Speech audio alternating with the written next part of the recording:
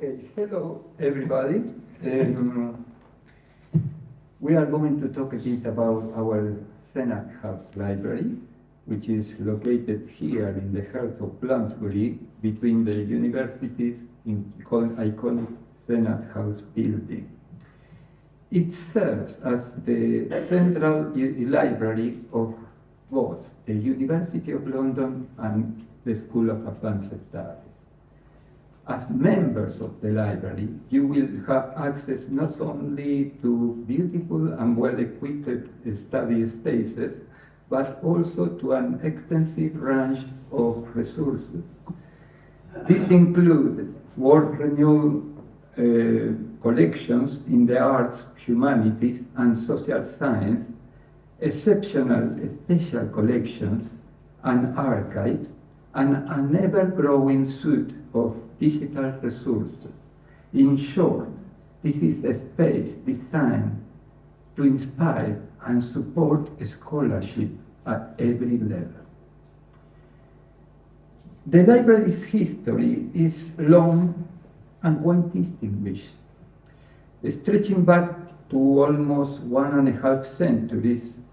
Already when the university was founded in 1836, we have some collections there, but it's in 1872 when the library was officially founded and the major collections were acquired. It was first housed in Burlington Gardens in Mayfair in 1877, and after that was located in South Kensington in 1900, and finally to its permanent home here at Senate House in 1937, just before the Second World War started, and was closed during this time. And here we have the Ministry of Information during the war.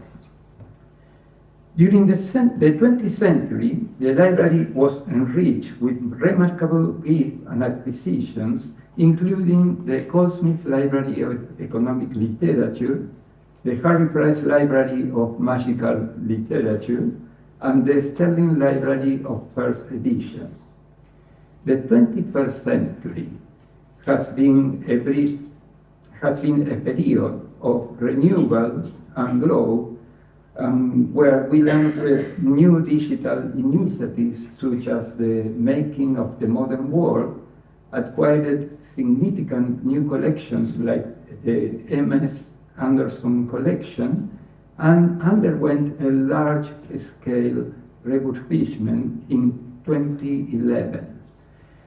Today, with around 2 million printed books, 50 special collections, and more than 1,800 archival collections, Senate House Library continues to play a vital role in supporting world-class research. Senate House Library, to make clear how to use the place, is located here between the 4th and the 7th floors. The access is step-free, with lifts located opposite to the main reception desk. Membership services and the entrance turnstiles are on the 4th floor, where an accessible gate can also be provided if needed. Borrowing books is straightforward. The number of items you may take out depends on your allowance, and all loans are automatically renewed up to 5 times, unless another reader has requested the item. Typically, each renewal extends the loan by 4 weeks, so that is almost 5 months, which means you will not be penalized if you forget to renew books that are not in demand. We also provide facilities for scanning, copying, and printing via the paper cut system, which requires you to have your card, your SAS card. Please, and this is a very careful request, note that all such activities must comply with the UK copyright law. Additionally, as SAS students, you are entitled to borrow a laptop for use between the library premises. Our e-resources collections are extensive and will be shown a bit more in detail by my colleague Tansy Barton. And finally, I would like to more personalize, if you would like more personalized guidance, we offer 30 minutes in-person tours with a member of staff. These are a very good way to familiarize with yourself with the layout of the library, which is sometimes a bit confused for first-timers, collections and services. Our collections are among the most distinguished in the country. All strengths lie in the arts, humanities, and social science, as we say, with particularly important holding in areas such as English literature, history, philosophy, classics, economic and political thought, Commonwealth studies, Latin American studies, and Romance language. In addition, the library houses smaller yet notable collections in subjects ranging from psychology to international relations, from geography to the history of science, and from legal studies to cultural studies. Complementing these subjects' strengths are our special collections and archives, which contains rare books, manuscripts, and archive material of international significance. These collections are invaluable to researchers, but are also open to students who wish to explore them as part of their studies. To explore the collections and locate the material pertinent to your subject, the right tool to use is the catalog. We want to give you a little warning. We are in this moment in the process to change our library system, so it's very unlikely, but maybe you can have some little issues or some problems to find the right stuff. And in this case, I must remind you that the whole staff in the library, and in particular the academic librarians, we are there to help you to support your staff, your research. To conclude, my little part is to say Sena House Library is not simply a place to borrow books. It is central hub for research, a repository of world-class collections, and a welcoming study environment in the heart of London. Whether you are here to consult rare manuscripts, to borrow essential texts for your course, or simply to find a quiet space in which you to read and reflect, the library is here to support your academic journey. Our team of special librarians will also be glad to provide guidance and assistance along the way. And I encourage you to make the most of our resources and services available. So now I will pass to my colleague Tansy, who will give you another views of the library. So Julio's given you a kind of overview of the history of the library and a little introduction to our collections. I'm going to tell you a bit more about actually how you can access those collections and come in to use them. So your starting point for finding anything in the library is the library catalogue. As Julio said, over the summer we moved to a new library management system, and there are a few teething problems still coming through. This is mostly to do with e-books and e-resources at the moment. So as he said, if you do have any issues with using the catalogue, if you can't find something, if you have any problems accessing anything, just get in touch with us and we will help. So you find the catalogue from the library homepage, look for the Search the Catalogue button just under the main welcoming message, and that will take you through to the catalogue where you can search. So all material in the library, print and online, can be found through this catalogue. I should say that there is a separate catalogue for archives, which you can access online as well. And you will find on here print books, e-books, print journals, electronic journals, and lots of other material, including ephemera pamphlets and most of the printed special collections as well. Once you're in the catalogue, you can log on with your SAS email and to manage your loans and requests, set up your preferences for searching, for your search results, and to create lists of saved items that you find when you're searching. And when you are ready to explore your research topics, do get in touch with us if you'd like any more guidance on making the most of the catalogue and on search strategies when you're using it. Okay, so just some important information now on how you actually access online resources. So you log on with your SAS email. So if you're doing this when you first access the catalogue, you'll have the option to log on with your email. Just click that and then follow the instructions to enter your email address.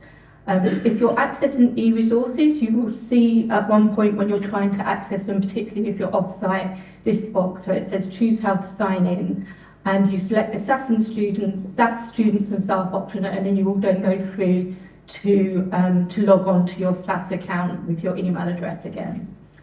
There is another way that you can do this, which is via the Open Athens system. So if you're ever working from publishers' platforms or providers' platforms and looking for material that way, if you see an Open Athens option to log on, you can either go for the option of looking for the University of London and again logging on with your SAS email details, or you can use the Open Athens login. They will all take you back to this choose how to sign in box. One thing to say though, if you are working from publishers' websites, do bear in mind that you will only have access to things that we actually subscribe to. So just because you can log into something, it doesn't mean you can get access. If you do find something you want and you can't access, again, just contact us and we will see what we can do. But the best way to actually start is to use the library catalogue and our database list, which I'll show you in a moment. Clicking on any resource will bring up the login window you see here, and just click on the SAS student and staff option to be taken to the screen to log in.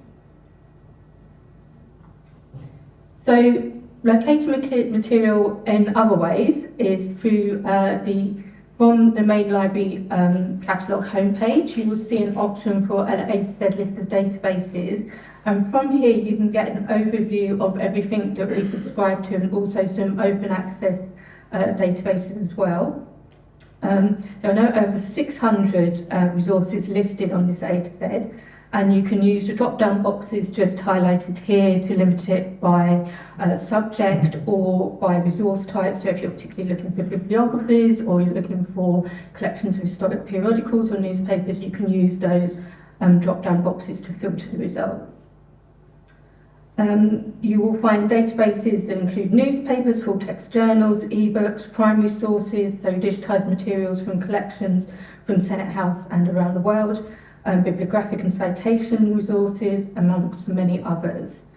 Many of these will be large resources which have interdisciplinary coverage and will search across a large number of databases. So, for example, you can log on to ProQuest and get access to everything we subscribe to from one search point. And our advice would be to familiarise yourself with them, have a look, see what you like working with and experiment. And again, we are always here to help you with accessing these resources. So Julio mentioned already a little bit about our special collections. Tell you a bit more about accessing them. All of our special collections material can be accessed in the special collections reading room on the 4th floor. The reading room is open from 10 to 5 Monday, Tuesday, Thursday and Friday, and late until 7 on Wednesdays. And it's also open on Saturdays by appointment only. You can request material via the catalogue to be brought up to the reading room with you, whether that's from the library catalogue or from the archive catalogue. And the collections hold a wealth of material in a variety of formats of media, ranging from medieval to the modern age.